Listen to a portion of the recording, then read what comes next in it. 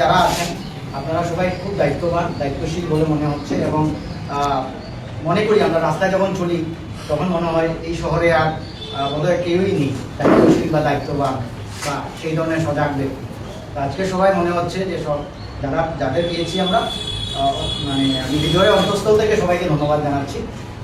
এবং শঙ্করদা, আপনাকে অসংখ্য ধন্যবাদ জানাচ্ছি। এখন আসি আমি আমাদের যে বিষয়বস্তু আছে সেটা। 5 বছরে যেটা দেখেছি আমরা, জলের সমস্যা সমাধান হয়নি, যেটা পানীয় জলের সমস্যা, যেটা আমাদের মৌলিক অধিকার, সেই অধিকারটা বিভিন্ন জায়গায়। এবং আমি ব্যক্তিগতভাবে ওনার নামও নিচ্ছি না, আমি চেয়ারটাকেই সম্বোধন করবো, বিধায়ক বলেই কথাটা বলবো, যেহেতু বিধায়কের আসনে যেই হোক, কালকে আমিও বসতে পারি, আপনিও বসতে পারেন।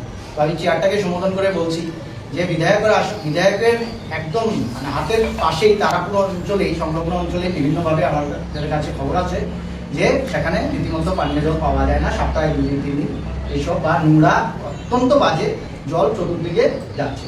সেটা দেখুন, জল ছাড়া কি হতে পারে? জলকে বলা হয় জীবন। এই জীবনেই আমাদের থেকে কেড়ে নেওয়া হচ্ছে। এবং তার মধ্যে আমাদের যে চলাফেরা করতে লাগে, এই যে রাস্তাঘাট, আপনারা নিশ্চয়ই ইতিমধ্যেই বলে গেছেন যে রাস্তাঘাটের কি দুর্দশা, এবং ইঞ্জিনিয়ারিংয়ের সেখানে মানে কি পিন্ডি চটকে গেছে।